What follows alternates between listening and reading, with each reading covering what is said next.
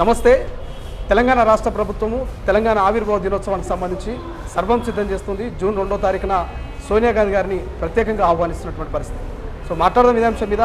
So ఎట్లా ఏం చేయబోతుంది తెలంగాణ ఆవిర్భావ దినోత్సవం రోజు? ఉద్యమకారులు ఉన్నారు, కాంగ్రెస్ పార్టీ అధికార ప్రతినిధి సంజయ్ రెడ్డి గారు. సో మీరు కూడా ఉద్యమంలో పాల్గొన్నారు, కవిత గారితో కూడా అప్పట్లో జాగృతిలో మీరు పనిచేసినట్టు తెలుసు.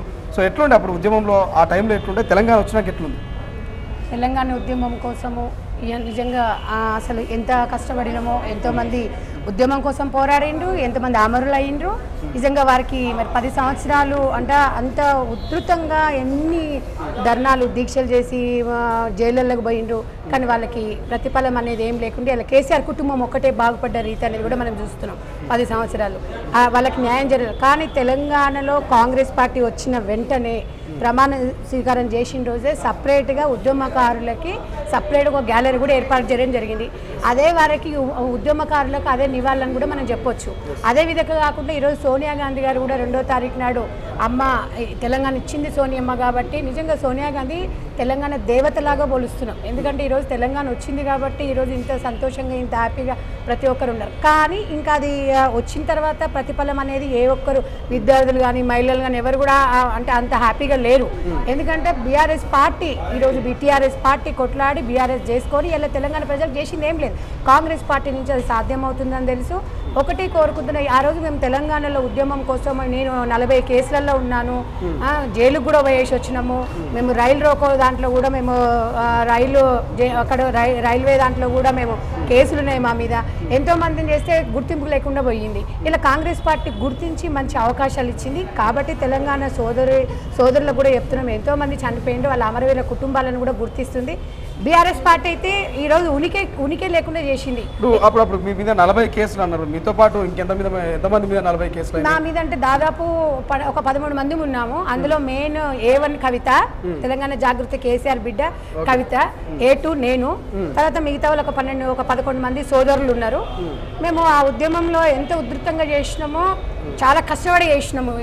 వంట వార్పు, మహిళలమైతే వంట వార్పు రోడ్ల మీదకి వచ్చి రైలు రోకోని కానివ్వండి, అసెంబ్లీ ముట్టడించుడు కానీ చాలా కష్టపడి ఈరోజు తెలంగాణ వచ్చి సంతోషంగా ఉండే. కానీ ఇప్పుడు అసలైన అనేది ఈరోజు పండగ వాతావరణం అనేది జూన్ 2వ తారీఖు నాడు అమ్మని సోనియమ్మ అని కూడా పిలుస్తున్నాం కాబట్టి సంతోషం కూడా ఉంటుంది. ఇంకొకటి, ఇప్పుడు అమరవీరులకు ఏ రకంగా వాళ్ళకి ఇచ్చేది వాళ్ళ ఆత్మశాంతి ఉండడానికే తప్ప వాళ్ళని చనిపోయిన వాళ్ళనైతే తీసుకురాలేము.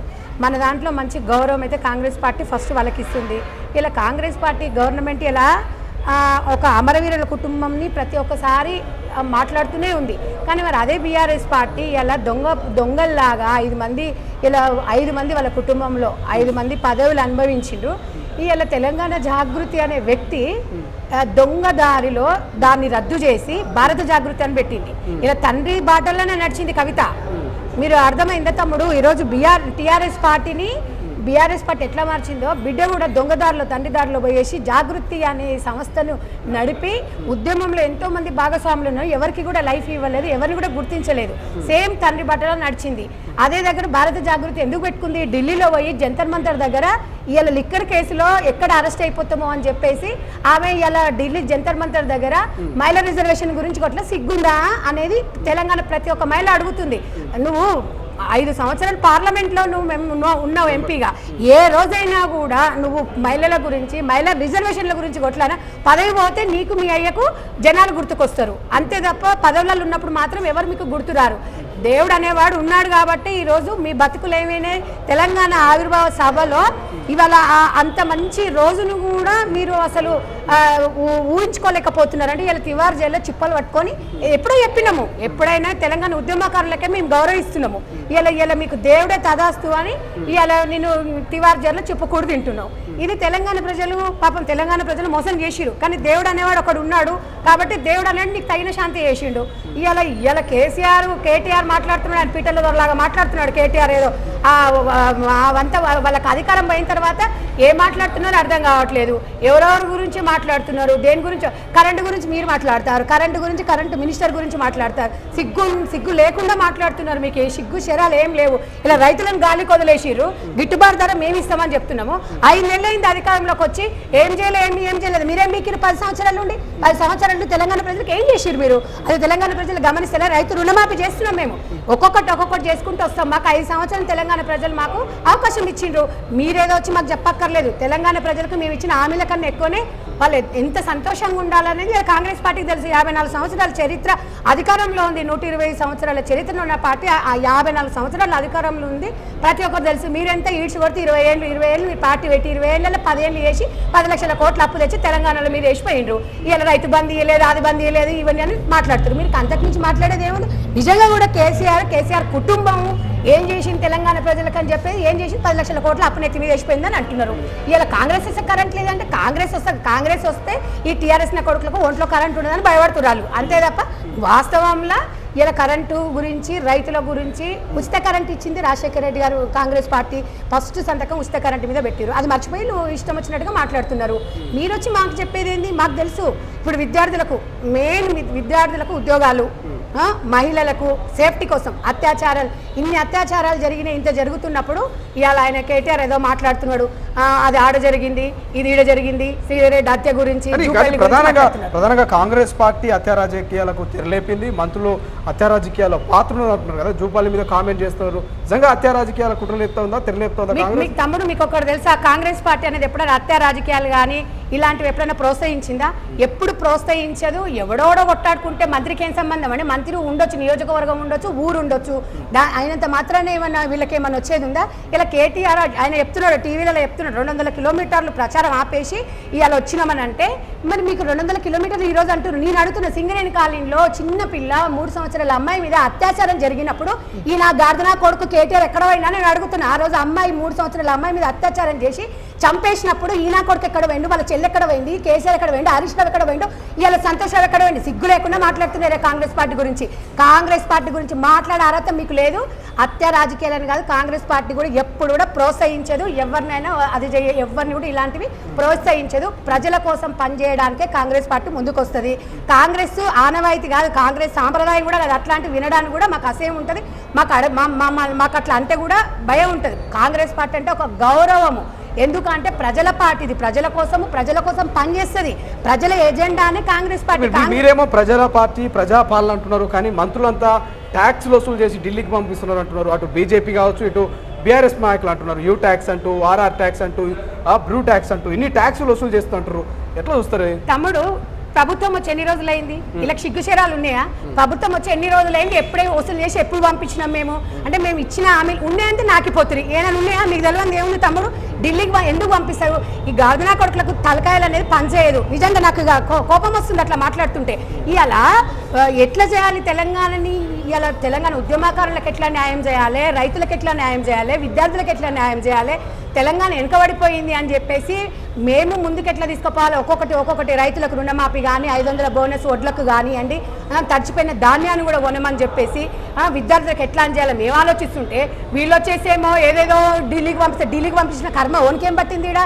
ఈడ మేము బడ్జెట్ మేము తెలంగాణ ఇచ్చినప్పుడు ఎంత బడ్జెట్తో ఇచ్చిన తమ్ముడు? మీకు తెలంగాణ ప్రజలకు తెలియదా? మీరు ఎన్ని కోట్ల అప్పు చూపించారు మీరు? మేమేమో బడ్జెట్ని ఎంత వాళ్ళకు ఎంత 16,000 కోట్లు ఇంచుమించు మేము ఆ రోజు ఉన్న బడ్జెట్ ప్రకారంగా చూసుకుంటే ధనిక రాష్ట్రాన్ని మేమిస్తే మీరేమో మొత్తం నాకేసి 2 లక్షల కోట్లు కాదు, ఇలా 10 లక్షల కోట్లు. మీకు సమాధానం చెప్పాల్సిన అవసరం మాకు లేదు. సంజయ్ రెడ్డి గారు ఫైనల్గా ఏం చెప్తారు? గతంలో దశాబ్ది ఉత్సవాలు నిర్వహించినటువంటి బీఆర్ఎస్కు, ఇప్పుడు తెలంగాణ ఆవిర్భావ పేరిట దశాబ్ది ఉత్సవాలు నిర్వహిస్తున్నటువంటి కాంగ్రెస్కు తేడా ఏముండబోతున్నది? ఒక్కటే తమ్ముడు, బీఆర్ఎస్ పార్టీ ఉనికి కాపాడుకోనికే ఇవాళ తెలంగాణ కోసం పుట్టిందని వాళ్ళు అది చేసుకున్న షోకు టప్ చేసుకున్నారు తప్ప ఇలా ఆర్ట్ఫుల్గా ఇలా సోనియా గాంధీ గారు కానీ పీసీసీ అండ్ మన సీఎం రేవంత్ రెడ్డి అన్న తెలంగాణ అమరవీరుల కుటుంబాల కోసము ఇది సంతోషంగా ఇలా ఆర్ట్ఫుల్గా చేస్తున్నాం. ఎందుకంటే ఇది ఉనికి కాపాడుకోవడానికో లేదు. ఇవాళ మాకు ఎవరు చెప్పాల్సిన అవసరం లేదు. నిజంగా కూడా ఉద్యమం చూసినాము, ఉద్యమకారులను చూసినాము, ఆర్ట్ఫుల్గా వాళ్ళ కోసం, వాళ్ళ కుటుంబాల కోసం ఈ ఆవిర్భావ సభ ఏర్పాటు చేసినాం.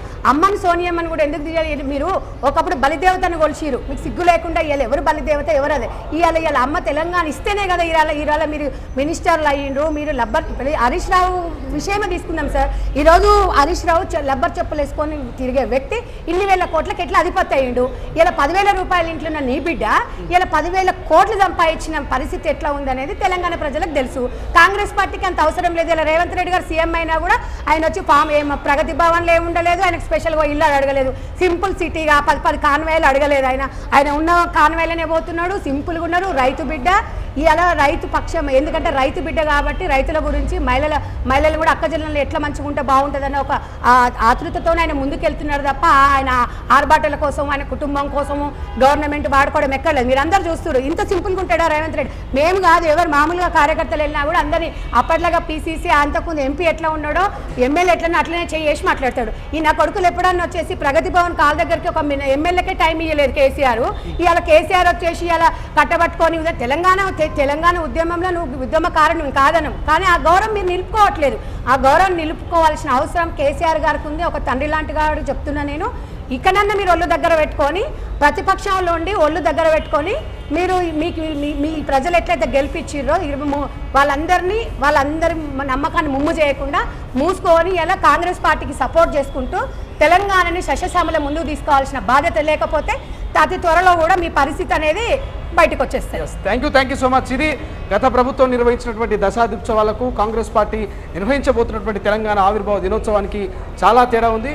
ఓట్ల కోసము, కుటుంబం కోసం మాత్రమే ఆ యొక్క దశాబ్దోత్సవాలు నిర్వహించింది. ఇప్పుడు కాంగ్రెస్ ప్రభుత్వము నిజంగా ఉద్యమకారుల కోసం, నిజంగా అమరవీరుల కుటుంబాల కోసమే ఇక తెలంగాణ ఆవిర్భావ దినోత్సవాన్ని తెలంగాణ ఇచ్చిన సోనియామ్మను ఇక్కడికి ఆహ్వానిస్తూ నిర్వహిస్తున్నట్టు కూడా చెప్తున్నటువంటి పరిస్థితి. చూద్దాం ఏం జరగబోతుంది.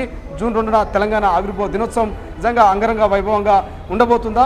నిజంగా ఉద్యమకారులకు కాంగ్రెస్ పార్టీ అమరవీరుల కుటుంబాలకు ప్రాధాన్యత ఇవ్వబోతుందా అనేది మరికొద్ది రోజులు వెయిట్ చేయాల్సిందే. కెమెరా పర్సన్ అజయ్తో శ్రీశైలం, తొలి వెలుగు, హైదరాబాద్. అసలైన తొలి వెలుగు. ఫాలో వాట్సాప్ @తొలి వెలుగు official.